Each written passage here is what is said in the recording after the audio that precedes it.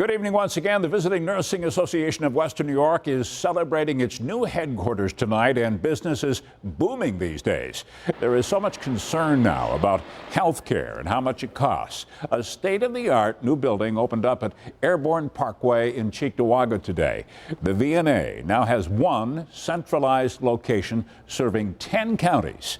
7 Eyewitness News senior reporter Eileen Buckley tells us tonight why the VNA makes, well, they make more than 500,000 visits now every single year.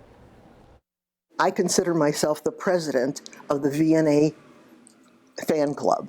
So I'm the president of their fan club. I can't go any higher than that. 82-year-old Marianne Duquesne of Orchard Park praises the physical therapist from the VNA for her recovery from spinal surgery. The retired Disney employee has been a widow for about 30 years and lives alone. Because when I was leaving the hospital, you're very apprehensive and you go, oh my goodness, what's going to happen to me when I get home?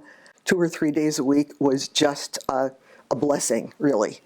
And, I can't praise them enough. Duquesne says the VNA sent physical therapist Dan Lukashevitz directly to her home. It was wonderful working with Marianne, too. I said, because she was an ideal patient as well, too, if there is such a thing. He was my hero of that whole post-operative period. Duquesne recalls being unable to get up from a chair, but after 12 weeks, she was able to drive a car again and never used a cane or walker. We'll always ask them what are their goals.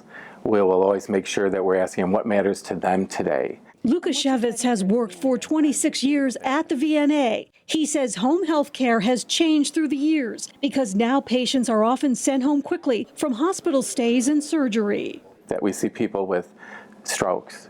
We see people after broken legs. We see people with multiple sclerosis. Diabetes complicates problems these days.